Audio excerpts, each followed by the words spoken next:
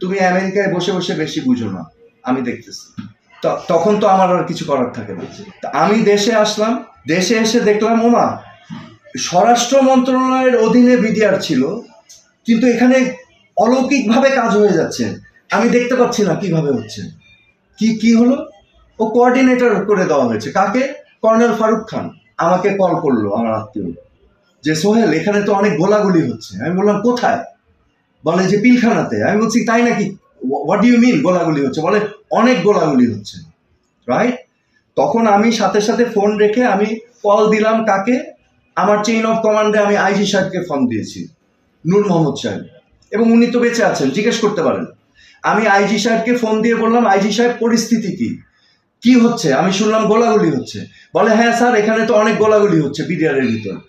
তা আমি বললাম বিডিআরের ভিতরে গোলাগুলি হচ্ছে, আপনারা কি করছেন? বলে আমরা তো আছি। আমি বললাম আপনারা আছেন মানে? আপনারা র্যাব কোথায়? আপনারা পুলিশ সব ডাকেন, ডাকিয়ে আনসার, প্রয়োজনে আনসার আর্ম ব্যাটালিয়ন সব আনেন, এনে পুরা পিলখানা ঘেরাও দেন, ঘেরাও দিয়ে মুভ ইন করতে হবে। বলে স্যার আমরা তো মুভ ইন। আমি বললাম আর্মি ডাকেন দরকার হলে। এক্স্যাক্টলি এগুলো বলেছি।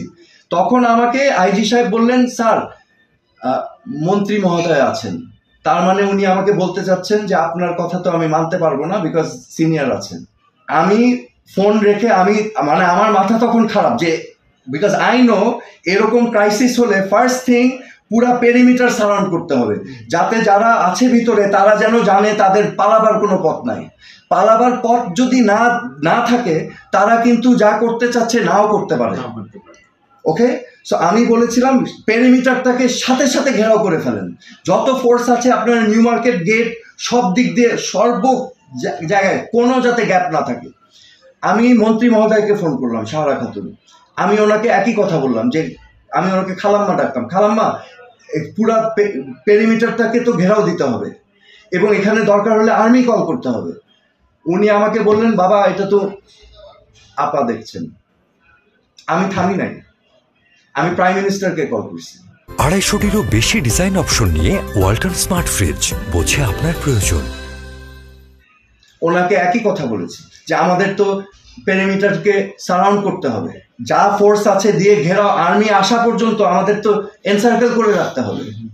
উনি আমাকে বললেন তুমি আমেরিকায় বসে বসে বেশি বুঝো না, আমি দেখতেছি। তখন তো আমার আর কিছু করার থাকে না। ওকে, আমি দেশে আসলাম, দেশে এসে দেখলাম ওমা স্বরাষ্ট্র মন্ত্রণালয়ের অধীনে বিডিআর ছিল, কিন্তু এখানে অলৌকিকভাবে কাজ হয়ে যাচ্ছে, আমি দেখতে পাচ্ছি না কিভাবে হচ্ছে। কি হলো? ও কোঅর্ডিনেটর করে দেওয়া হয়েছে। কাকে? Colonel Faruk Khan, commerce minister. Why is commerce minister the coordinator? তারপর থেকে সবকিছু অদৃশ্য হয়ে গেল, আমাদের হাতে তো কিছুই ছিল না। বিডিআর এর পর্যন্ত আমরা বলতাম না, বিকজ আমাদের কাছে কেউ কিছু জানতেও চায় নাই, বলেও নাই, nothing. Everything was done by the coordinator. প্রতিটা ঘটনা যেগুলো ঘটেছে বিডিআর বিদ্রোহ থেকে শুরু করে, ঠিক আছে, প্রত্যেকটা ঘটনার সঠিক সুস্পষ্ট তদন্ত করতে হবে। এই যে বিডিআরে যে পিলখানাতে যে আর্মি অফিসার আমাদের brave, courageous, they were my brothers in spirit. আপনারা হয়তো জানেন না, আমি একবার বিডিআরে গিয়েছিলাম। বিডিআরের ডিজি সাহেব ছিলেন আমাদের জেনারেল শাকিল আহমেদ। উনি আমার সাথে ওনার ভালো সম্পর্ক ছিল। তো উনি আমাকে একদিন বললেন যে স্যার একটু আসেন, আমার আর্মি অফিসাররা আপনাকে খুব পছন্দ করে, হ্যাঁ, বিকজ আপনি ইয়াং, ডাইনামিক এবং আপনাকে খুব পছন্দ করে, আপনি আসেন একদিন। তা আমি বললাম আমিও তো ওনাদেরকে পছন্দ করি, because they also played a role. I know 1/11 এর পরে, ঠিক আছে, তারা যেভাবে তারাও দেশপ্রেমিক। সো আই সেড অফকোর্স আমি যাব। আমি গিয়েছি, সবার সাথে দেখা হয়েছে, হ্যান্ডশেক হয়েছে, ঠিক আছে, it was like brothers in spirit. So এই যে বিডিআরে যে জঘন্য হত্যাকাণ্ড হলো, এবং দুঃখজনক যে আমাকে কিছু মহল এটার সাথে জড়াতে চেষ্টা করছে, এরকম নিকৃষ্ট অ্যাকিউজেশন, এটা খুবই দুঃখজনক। একজন নিরীহ মানুষ, অপরাধ মানুষের উপরে এরকম ভাবে কিন্তু কলেমা দেওয়া ঠিক না, ঠিক আছে।